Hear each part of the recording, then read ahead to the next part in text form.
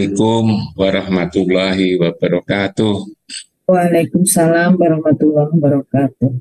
Alhamdulillahirabbil alamin wassalatu wassalamu ala asyrofil anbiya'i wal mursalin Muhammadin wa ala alihi wa sahbihi ajmain. Amma ba'du, ibu-ibu, bapak-bapak, pemirsa TV-mu yang dirahmati oleh Allah. Kita banyak bersyukur pada Allah.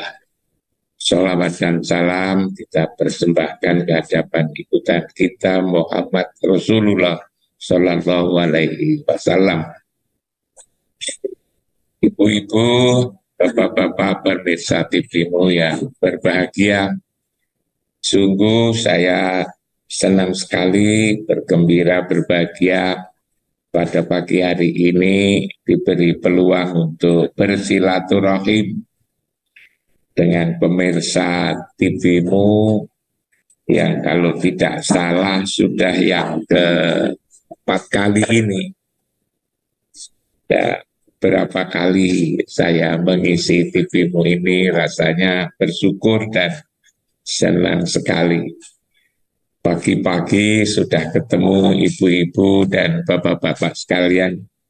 Apalagi pada pagi hari ini kita membahas sesuatu yang sesungguhnya mudah tetapi berat, ya. Berat merawat umat ini berat sekali sesungguhnya. Ciri khas manusia itu kelihatannya suka bersatu, tapi juga tampak, ya, kalau kita teliti suka berselisih. Alhamdulillah TV-mu ini mempelopori kita semua mengkaji bersama-sama yang menggambarkan ada kebersamaan. Lebih-lebih saya senang sekali mengisi di TV-mu ini, ternyata yang bergabung tidak saja ibu-ibu Aisyah itu, tapi juga ada dari ibu-ibu muslimat itu, ibu-ibu muslimat, ketua muslimat Tulungagung itu juga aktif ikut ngaji. Ibu-ibu ini kan bersatu. Ibu-ibu TV-mu, Ibu Aisyah bisa mempengaruhi ngajak bersama ibu-ibu muslimat. Saya tahu ini karena beliau nelpon saya, WA saya bergabung ngaji pagi di TV-mu. Ini kan sudah merawat persatuan umat ini. Ibu dan bapak-bapak sekalian, saya katakan tadi, merawat persatuan ini bukan perkara gampang, ya. Kita lihat sehari-hari, apalagi menjelang pemilu seperti ini, orang pada berselisih, orang berebut, orang begitu mudah mencari kesalahan, mencari kelemahan, mencari kekurangan orang lain untuk menunjukkan bahwa dirinya yang unggul, dirinya yang benar, kelompoknya yang harus dipilih, dan seterusnya ini. Mereka lupa bahwa sebetulnya kita semua ini adalah bersaudara. Kita saksikan saja itu sehari-hari, hanya sekedar berebut menang. Menang dalam politik ini orang mau dengan enaknya mengorbankan orang lain untuk kepentingan dirinya sendiri. Dan juga begitu pula pada umumnya kita lihat umat Islam ini, mulai dari tingkat bawah sampai di berbagai macam negara, isinya itu adalah berselisih, bertengkar, perang, saling bunuh-membunuh, dianggap hal yang biasa. Menyedihkan sekali sesungguhnya kalau kita pikir secara mendalam. Saya pernah kecewa itu terkait dengan ini. Suatu saat saya pergi ke Tokyo, saya ketemu seorang guru besar di salah satu universitas. Sebagaimana biasa saya tatkala bertemu di waktu yang saya rasa itu enak, saya ngomong tentang Islam. Ketika saya memulai ngomong tentang Islam itu, orang yang saya ajak cara, dia juga seorang guru besar, itu tersenyum itu. Setelah saya ngomong, dia ganti ngomong, itu dia semacam apa ya, merasakan aneh. Kenapa saya sebagai seorang guru besar, seorang profesor, kok ngomong tentang Islam? Setelah saya ganti bertanya, ternyata kesan mereka, kesan dia tentang Islam itu tidak sebagaimana kita merasakan bahwa Islam itu adalah indah. Islam itu adalah bagus. Dia mengatakan Islam itu satu hal yang gampang dilihat oleh dia. Merawat persatuan saja itu susah, dia bilang. Kenapa Anda masih ngomong tentang Islam? Islam itu merawat persatuan saja sulit. Dia mengatakan, coba umat Islam itu antar negara, Anda lihat sendiri, mulai dari di Irak, di Iran, di Yaman, lalu di Syria, lalu di Libya, di Sudan, di berbagai negara Islam. Pekerjaan sehari-hari itu adalah berpecah belah, bahkan juga berperang, dia katakan begitu. Bahkan jangankan antar negara, antar kelompok, antar golongan, dalam dirinya sendiri saja itu susah untuk bersatu. Dia menerangkan antara apa yang ada di dalam hati, apa yang diucapkan, dan apa yang dilakukan saja itu sudah tidak sama. Apa yang dikatakan di dalam hati berbeda dengan yang dikatakan oleh ucapannya. Apa yang diucapkan berbeda lagi dengan apa yang dilakukan. Antara hatinya sendiri, ucapannya, bahkan juga perbuatannya berbeda-beda. Itu umat Islam seperti itu. Lalu bagaimana Anda mengatakan bahwa Islam itu indah? Pada satu tubuh saja itu berbeda. Satu keluarga, satu ada masyarakatnya berkelompok-kelompok, bergolongan-golongan, bermadhab-madhab. Bahkan juga di antara madhab itu juga berselisih, berbeda, dianggap sesuatu hal yang sesuatu musuh, dianggap sebagai musuh, ya kan? Apalagi dalam negara. Jadi merawat persatuan saja umat Islam ini gagal, kata mereka itu. Dan rasa-rasanya memang agak susah ya untuk membantah bahwa umat Islam itu bercerai-berai seperti ini. Tapi tentu kita mesti harus yakin bahwa sebetulnya tidak saja umat Islam ini yang berselisih, yang hatinya kadang-kadang keras, juga mengatakan bahwa dirinya yang benar, kelompoknya yang benar, itu sebetulnya tidak saja orang yang telah mengaku beragama Islam. Rasanya kok itu semua.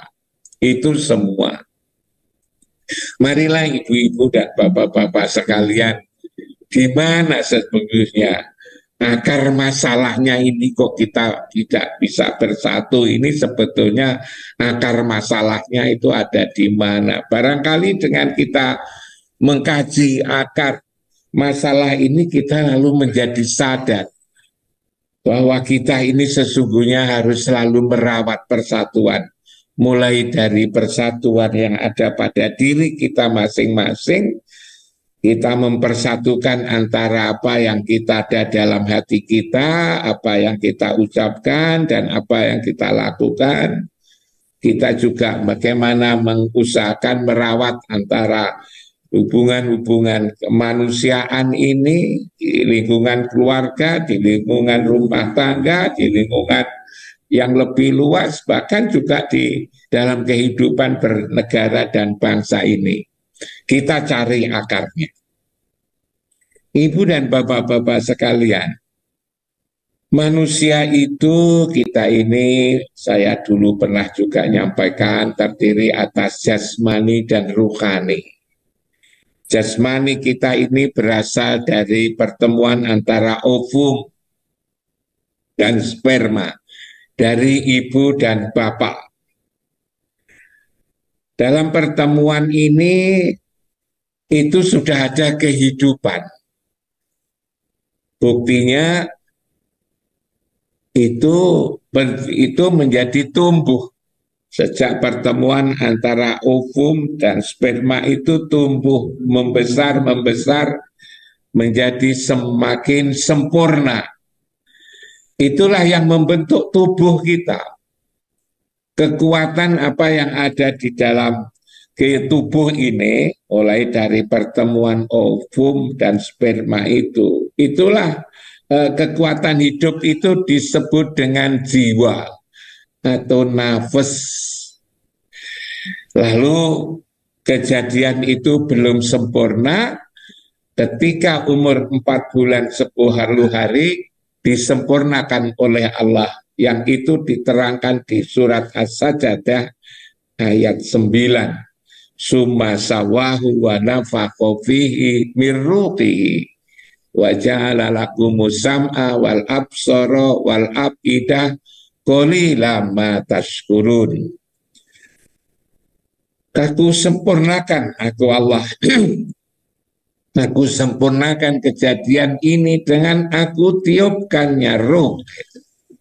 Jadi ketika kita umur 4 bulan 10 hari, ketika masih berada di kandungan ibu, itu ditiupkannya ruh. Wa ja'ala lakumus sam'a wal absyara wal afidah. Kemudian juga disempurnakan di situ pendengaran, penglihatan, dan hati. Tapi diteruskan di situ qalilan ma tashkurun.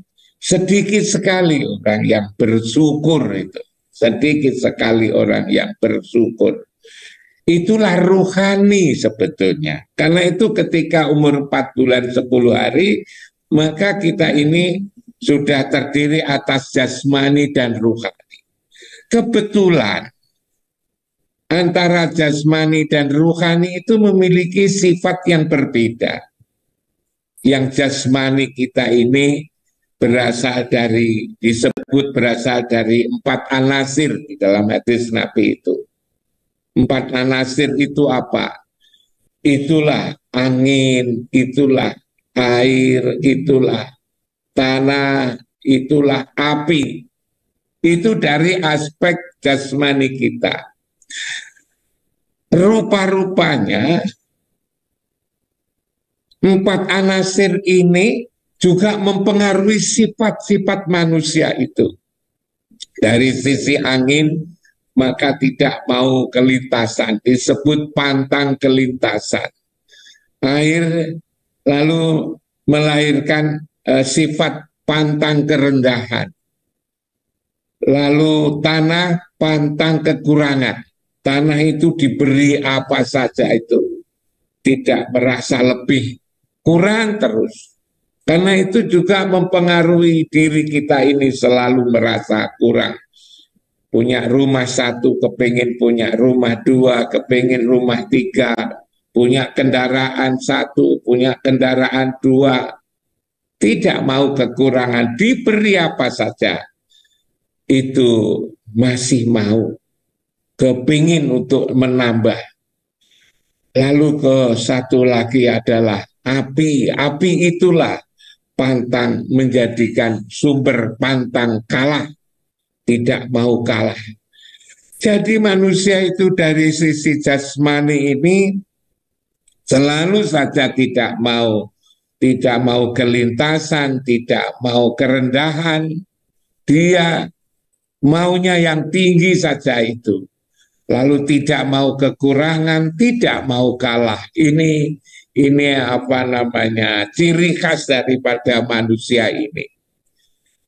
Tapi beruntung dalam tubuh manusia ada ruh, yang ruh itu adalah dari Allah, yang juga memiliki sifat-sifat, memiliki potensi sifat-sifat sidik, amanah, tablek, dan fatona.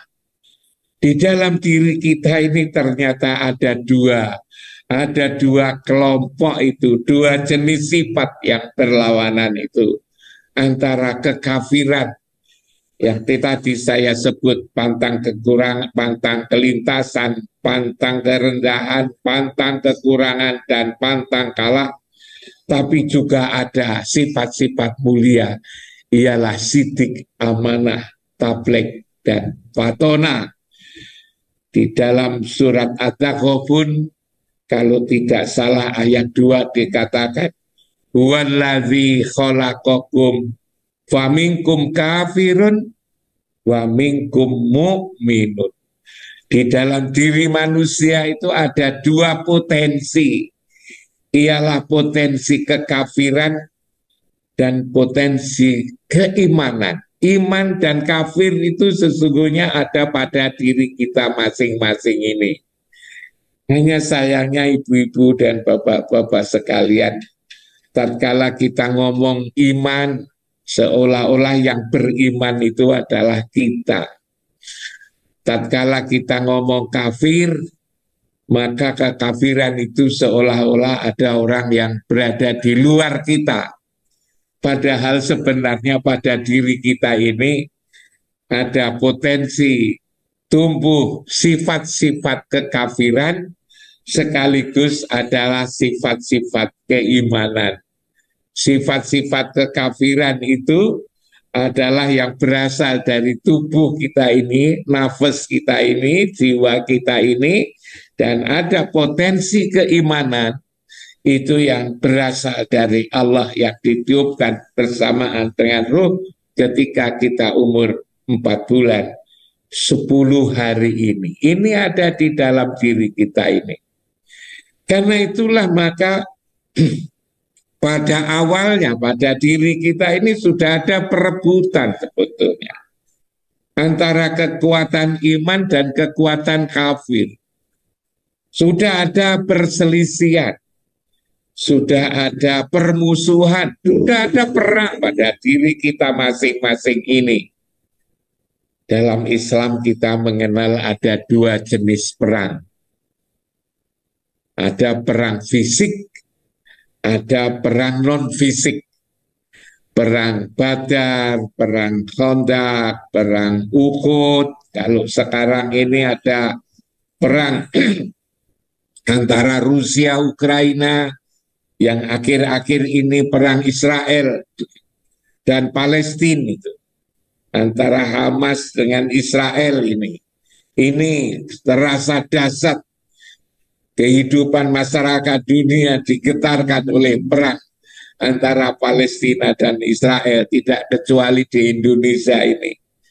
Kalau kita ngikuti apa yang disabdakan oleh Rasulullah, perang fisik ini ternyata perang kecil itu. Perang kecil. Setelah selesai perang Badar yang begitu dahsyat, Rasulullah mengatakan kita baru selesai menyelesaikan perang kecil. Ialah perang Badar. Maka kita harus akan memasuki perang besar. Para sahabatnya lalu kebingungan apa yang dimaksud dengan perang besar itu. Perang besar itu adalah justru perang yang ada pada diri kita sendiri, ialah perang melawan hawa nafsu. Maka di hadis Nabi juga dikatakan ada aduika nafsuka allati baina jambaika. Hendaknya yang kamu kalahkan terlebih dahulu adalah musuh yang ada pada dirimu sendiri. Musuh yang ada dirimu sendiri itulah lebih dahsyat. Musuh yang ada pada dirimu sendiri itu hendaknya itu kau kalahkan. Sebab itu lebih berat, itu lebih besar daripada musuh yang bersifat fisik itu. Ini Ibu dan Bapak sekalian luar biasa. Dalam diri kita ternyata tidak hanya ada potensi yang baik, tetapi juga ada potensi yang kurang baik.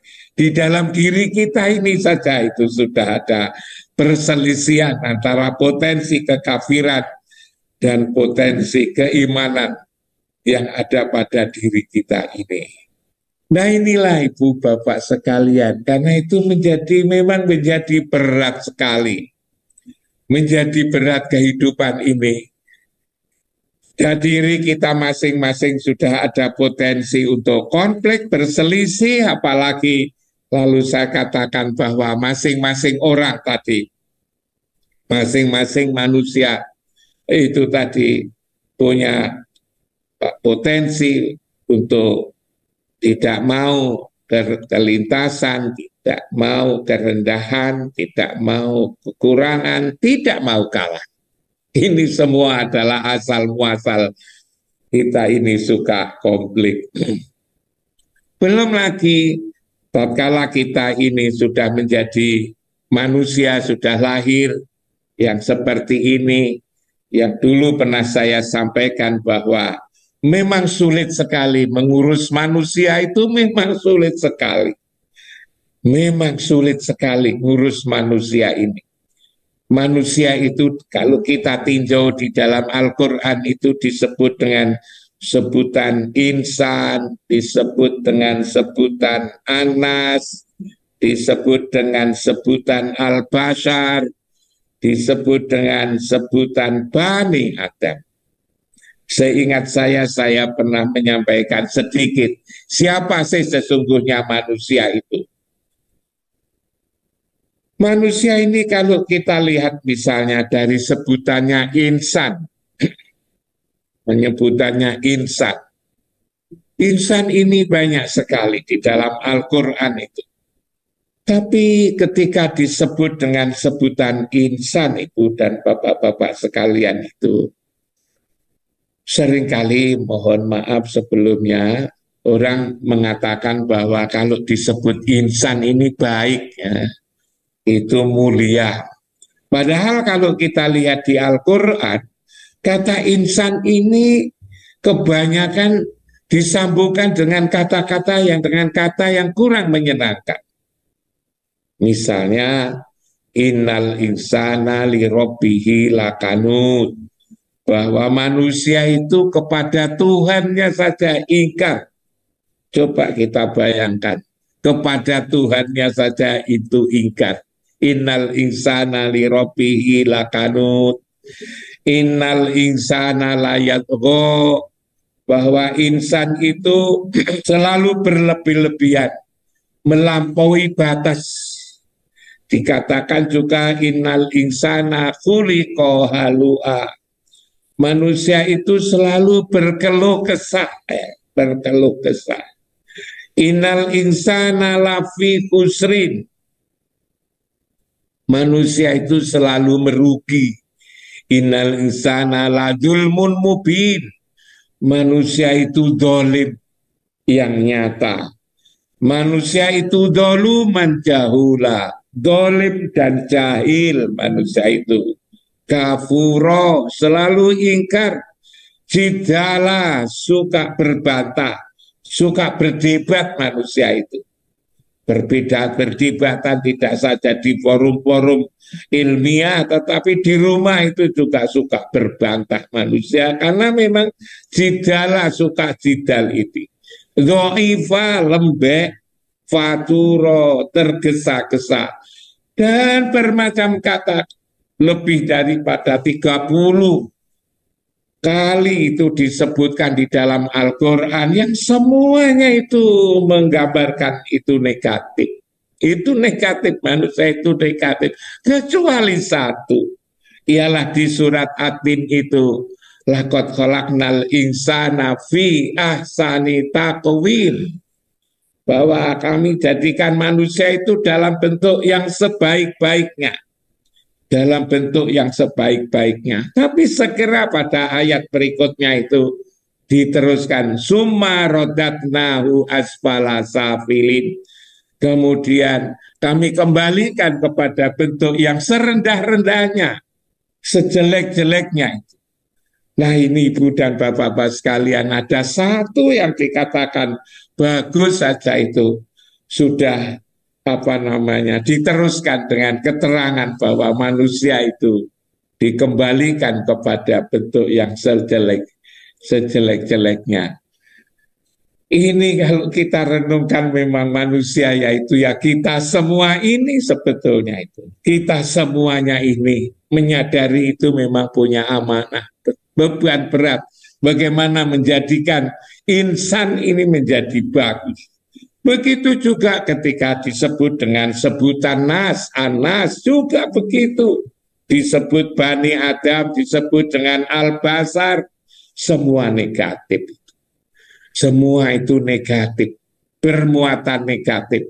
Hanya seringkali kita kurang jeli tatkala melihat siapa itu manusia, dikira itu hanya satu keterangan itu yang sebaik-baiknya, bahkan dikira sebutan insan itu bagus, padahal insan itu adalah hawa, nafsu, dunia, setan. Kita seringkali membuat nama insan karena menganggap itu bagus, maka ada yayasan insan amanah, insan cendekia, insan cita, bahkan kalau mendoakan itu insan kamil. Saya sendiri juga tidak tahu kenapa muncul kata insan kamil. Kalau di Quran malah tidak ada insan kamil. Insan itu jelek, buruk, kamil itu sempurna. Seringkali kita berdoa, mudah-mudahan anak saya, santri-santri saya, murid-murid saya, kelak menjadi insan kamil. Padahal insan itu jelek, kamil itu sempurna. Mudah-mudahan anak saya menjadi jelek yang sempurna. Dan begitu. Kalau dimaknai, karena itu mesti harus hati-hati gitu kan, di dalam berdoa seperti ini. Karena itulah Ibu dan Bapak-Bapak sekalian, kalau melihat dari usul asal kejadian, lalu keterangan Al-Quran di dalam tentang manusia ini, memang manusia itu lalu menjadi susah. Karena itulah kalau itu bertengkar, itu berselisih, itu berebut, itu saling bunuh-membunuh, memang dari sananya sudah seperti itu sebetulnya itu. Dari sananya itu sudah seperti itu berat sekali. Nah, bagaimana agar manusia itu menjadi baik, lalu bisa rukun, bisa bersatu, bisa damai, lalu lewat pendidikan. Dulu juga pernah saya katakan pendidikan tidak ngatasi sebetulnya itu, untuk merawat apa yang ada di dalam diri manusia itu.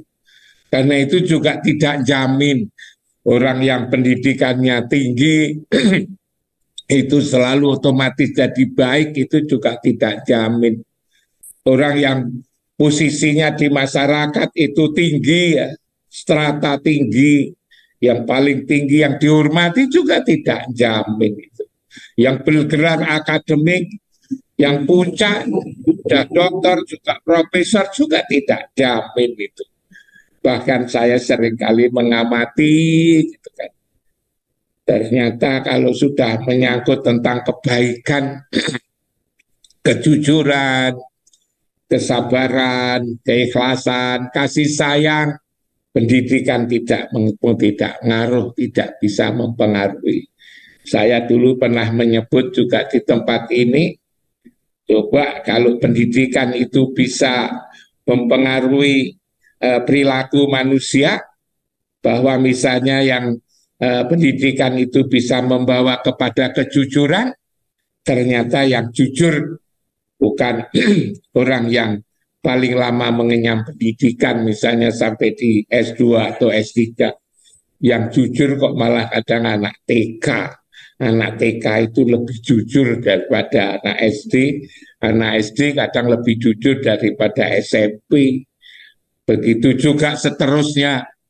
Saya pernah mengamati ketika dulu masih ada ujian nasional mestinya, misalnya anak-anak itu ketika menyelenggarakan ujian nasional sedemikian ribet banget itu. Bagaimana kepala sekolah aja tidak dipercaya membawa soal harus diletakkan di kantor polisi. Lalu pelaksanaan ujian juga begitu, ditata sedemikian rupa, tidak boleh tempat duduknya berdempet-dempet, harus terpisah jauh, buku-buku, tas HP tidak boleh dibawa masuk, pengawasnya tidak cukup satu, kadang dua, tiga. Untuk apa itu? Agar mereka tidak nyontek ya. Perkaranya itu nyontek aja. Padahal nyontek itu paling-paling satu baris, dua baris, bahkan satu kata, dua kata, satu huruf, dua huruf, AB, dan seterusnya. Saya seringkali lalu merenungkan, apakah S2, S3 itu tidak nyontek? Ya tidak, tapi malah copy paste biasanya. S2, S3 itu malah copy paste, lebih parah daripada anak SD dan SMP.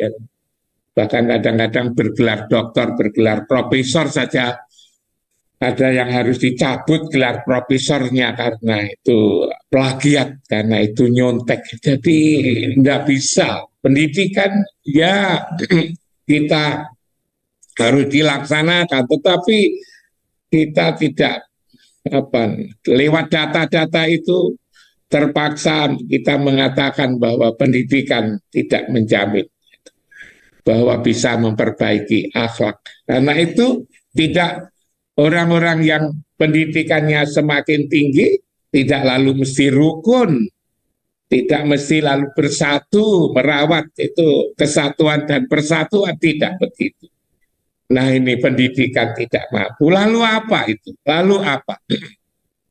Apa untuk memperbaiki hati ini agar kita bisa damai, bisa bersatu, itu apa itu? Nah, seperti yang dibaca dalam Al-Quran tadi, surat Al-Baqarah, Al-Baqarah tadi, di awal-awal di sekitar waktu sebelum ngaji ibu tadi kan saya dengarkan sebelum kita laksanakan tadi ngaji di surat Al-Baqarah di ayat sekitar 40-an tadi dikatakan di sana wasta'inu bis-sabri was-shalah wa innaha lakabiratun illa 'alal khoshiin. Itu alladzina yadunnuna annahum mulaku rabbihim wa annahum ilaihi raji'un. Ternyata ibu dan bapak-bapak sekalian, diantaranya di surat yang dibacakan tadi, tentu masih banyak lagi. Untuk memperbaiki ini adalah tidak mungkin bisa kecuali kita minta pertolongan kepada Allah lewat sholat dan sabar, lewat sabar dan sholat. Sholat itu ternyata yang bisa memperbaiki hati ini. Dan kalau hati ini lalu menjadi sehat, hati ini sehat, maka semuanya lalu jadi baik, jadi indah. Tadi saya katakan kalau potensi negatif ini sudah bisa diselesaikan, maka kehidupan ini menjadi indah. Dan untuk memperbaiki hati ini sebenarnya adalah lewat sholat wasta'inu bis-sabri wassalah. Hendaknya engkau minta pertolongan Allah dengan sabar dan sholat. Sabar dan sholat itu. Sabar dan sholat. Tapi itu berat katanya. Itu berat. Tapi itu berat. Wa innaha lakabiratun illa 'alal khoshiin. Itu berat kecuali orang yang khusyuk. Nah, ini ibu dan bapak sekalian, siapa yang khusyuk ini, siapa yang bisa sholat khusyuk? Yang khusyuk itu adalah alladzina yadunnuna annahum mulaku rabbihim. Yang khusyuk itu adalah sholat ketika kita sholat merasa atau yakin ketemu Tuhan. ketemu Tuhan. Yadzunnuna annahum mulaqu rabbihim. Ibu bapak ketika sholat merasa yakin ketemu Tuhan. Itulah sholat khusyuk. Mulaqu rabbihim, kata kuncinya itu. Pertanyaannya bagaimana kita bisa ketemu Tuhan? Saya lalu mencari pemahaman, bertemu Tuhan. Orang kalau kita mengatakan bertemu mesti ditanya kapan bertemu. Selain kapan bertemu, lalu di mana bertemu? Di mana bertemu? Kapan bertemu? Di mana bertemu? Ternyata tatkala kita ngomong bertemu ada tempat pertemuan. Ternyata ada waktu bertemu.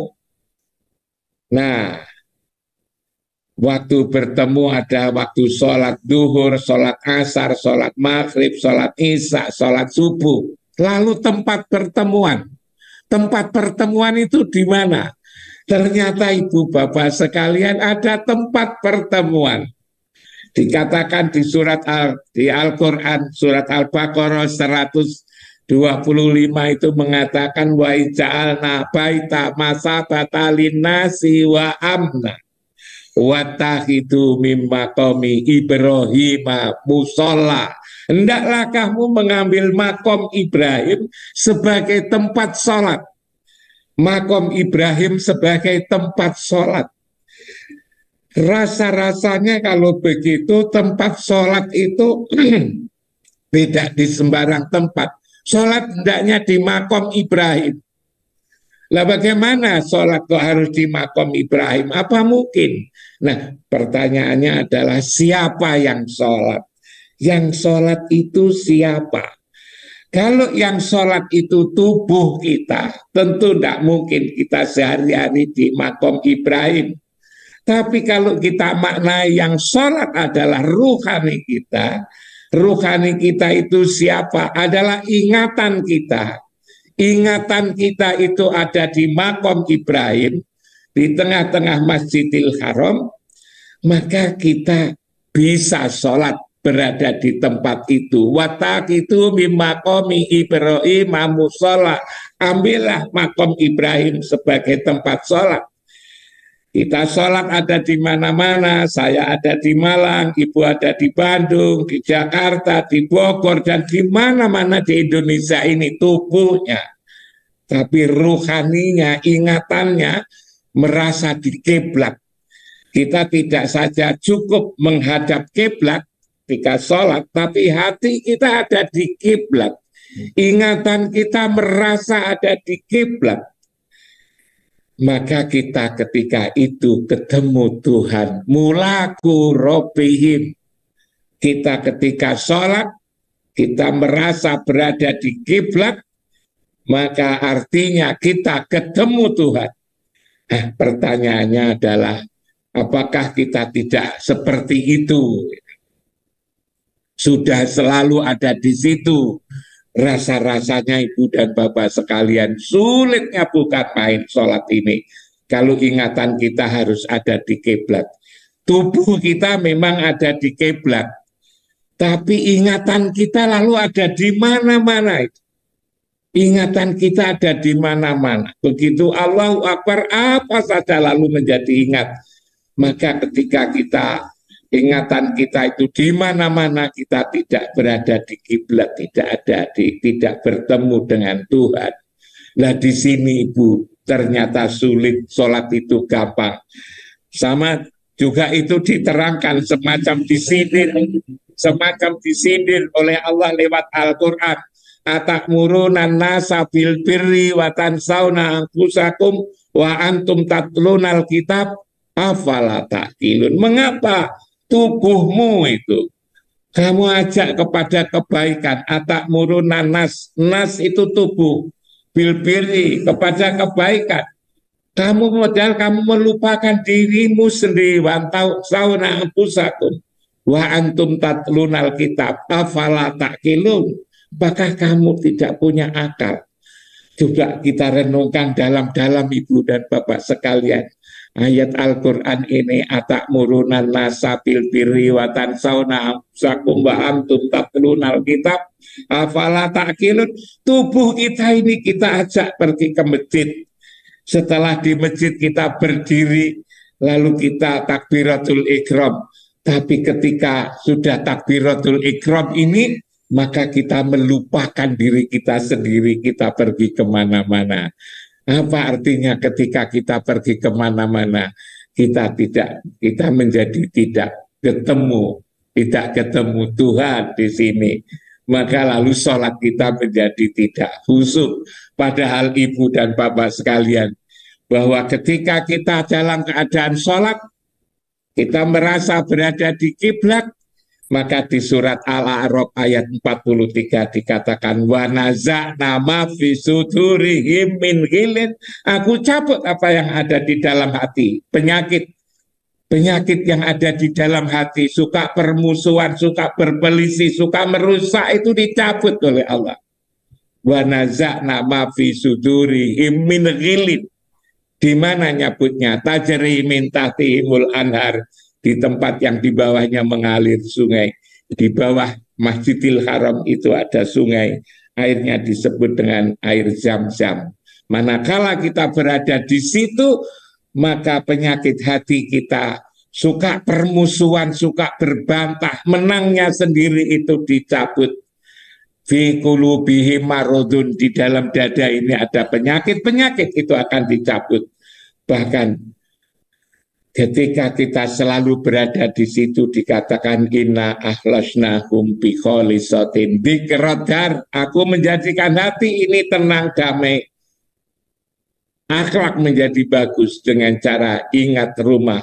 Wa innahum indana laminal mustofainal ahyar, orang yang selalu ingat rumah, berada di tempat itu, di kiblat, maka oleh Allah akan dijadikan sebagai manusia pilihan terbaik. Itulah sebabnya maka dikatakan dalam Al-Quran inna sholata tanha anil fahsya wal mungkar, bahwa sholat itu mencegah perbuatan keji dan mungkar. Inilah Ibu dan Bapak sekalian, saya sampaikan kepada Ibu dalam kesempatan ini, Ibu dan Bapak sekalian, bagaimana agar kita bisa merawat kesatuan dan persatuan ini, sebetulnya adalah merawat hati ini. Kalau hati ini sudah sehat, hati ini penuh kasih sayang, hati ini ada kesabaran, hati ini ikhlas, maka persatuan dan kesatuan umat ini bisa dirawat. Kenapa berselisih, kenapa suka menangnya sendiri, bermusuhan, saling salah menyalah, sumbernya adalah potensi kekafiran. Dia katakan di awal, potensi kekafiran kita ini kita biarkan untuk berkembang, lalu tidak ada upaya-upaya bagaimana kekafiran ini bisa dikalahkan oleh keimanan kita. Tatkala keimanan kita ini bisa kokoh, kita bisa sholat secara khusyuk, ditambah dengan amalan yang lain, puasa, zakat, dan haji, maka lalu iman kita itu lebih kuat. Dan kalau iman kita lebih kuat, insya Allah kita ini bisa merawat persatuan kesatuan. Satu saat saya pernah ditanya oleh Pak Menteri Agama. Pak Menteri Agama menanyakan, Prof Imam, dia katakan begitu, gimana ya untuk merawat persatuan ini? Kok rasanya masyarakat umat muslim ini, termasuk umat muslim ini berpecah belah, termasuk juga di kantor-kantor, di instansi-instansi, di kampus-kampus, bahkan juga di perguruan tinggi Islam seperti itu. Saya katakan, bagaimana Pak Menteri bisa bersatu kalau mereka tidak berada di tempat kesatuan? Saya bilang gitu. Tempat persatuan banyak, persatuan olahraga, persatuan ini, persatuan itu banyak. Tapi tempat kesatuan hanya satu. Tak bilang, bagaimana agar bisa bersatu? Ayolah diajak ke tempat kesatuan. Tempat kesatuan di dunia ini hanya adalah satu, ialah di kiblat itu. Kalau umat ini selalu berada di kiblat 5 kali sehari semalam, insya Allah tanpa diajak bersatu pun akan bersatu. Bagaimana bersatu kalau mereka tidak berada di tempat kesatuan? Kata Pak Menteri ketika itu, bagaimana caranya? Apa tidak sulit mengumpulkan orang sekian banyak. Nah, kalau jasmaninya sulit, tapi kalau rohaninya itu sebetulnya bisa 5 kali sehari semalam ada di tempat kesatuan itu. Waktu sholat kita, hati kita selalu berada di kiblat, insya Allah mereka akan bersatu. Saya kira itu Ibu Nikmah, Pak uraian saya, semoga bisa dijadikan bahan diterima dan dijadikan bahan renungan, bahan pertimbangan, bahwa menjadikan umat satu itu dimulai dari usul asalnya perilaku. Usul asal perilaku ada pada diri kita masing-masing. Manakala diri kita ini sehat, tidak penyakitnya fi qulubihi maradunnya itu bisa hilang, maka insya Allah kita bisa bersatu lah. Untuk menjadikan sehat maka ada cara, ialah wasta'inu bisobri wassalah wa innaha lakabiratun illa alal khosihin. Khosihin itu apa? Alladzina yadunnuna annahum mulaku rabbihim. Ternyata sholat yang sehari-hari bisa ketemu Tuhan itulah yang menjadikan penyakit kita, hati kita itu menjadi dicabut, menjadi hilang. Dan kalau kita sehat, kita semua itu sehat, maka kesatuan dan persatuan umat itu menjadi tercapai. Kita tidak bersatu karena memang penyakit dalam hati ini belum bisa dikalahkan oleh kekuatan iman kita. Begitu Ibu Nikmah. Barangkali diteruskan dengan tanya jawab, silakan. Assalamualaikum warahmatullahi wabarakatuh.